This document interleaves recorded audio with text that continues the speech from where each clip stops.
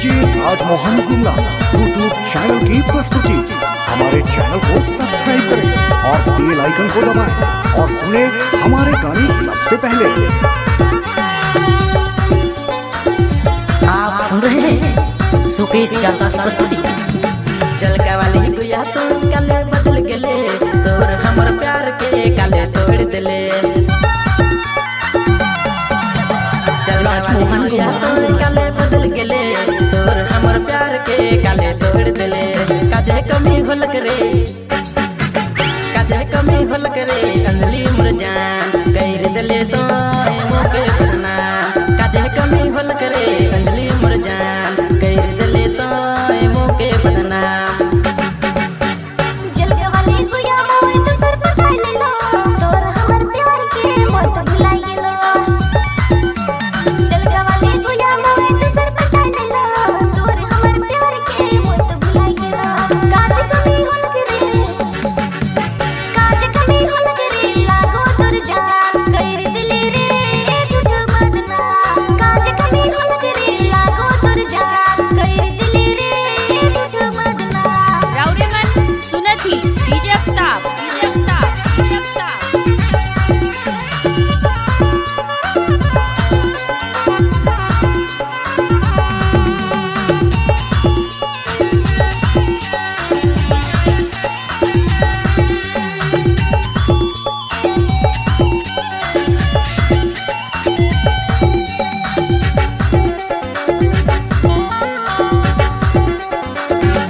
राजमोहन गुमला गेले गुया तेते कर प्यार, सहेल पटा ले लो बित्ती के यार। नी बुला लो तो के होया, बुला गेले तो बचपन कर प्यार। काजे कमी होल करे, काजे कमी होल करे, अंजलि मोर जान गैर देले तो मोके बदना। काजे कमी होल करे, लागो तोर जान गैर दिले रे बदना। DJ Rajmohan Gumla YouTube channel की प्रस्तुति। हमारे चैनल को सब्सक्राइब करें और बेल आइकन को दबाएं और सुने हमारे गाने सबसे पहले। दिल तोड़ी के कहाँ चल गेल, मोह माया सबके काले भूल गेल।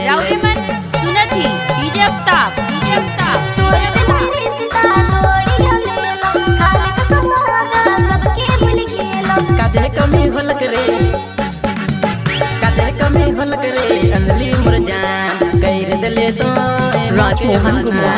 काजे कमी होल करे, लागो तोर जान गैर दिले रे बदना।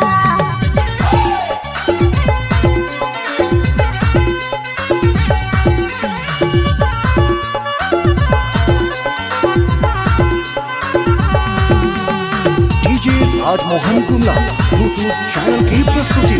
हमारे चैनल को सब्सक्राइब करें और बेल आइकन को दबाएं और सुने हमारे गाने सबसे पहले।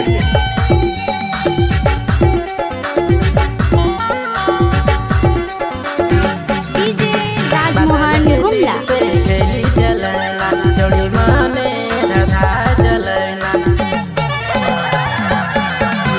तू कैसे दिल का सही भाव इते मारे ना, नवा छोड़ी ध्यान इतरा के दे चलना। काजे कमी होल करे, काजे कमी होल करे, अंजलि मोर जान गैर देले तो मोके बदना। काजे कमी होल करे, लागो तोर जान गैर दिले रे बदना। जलका वाली गुया तो काले बदल गेले, तोर हमर प्यार के काले तोड़ देले।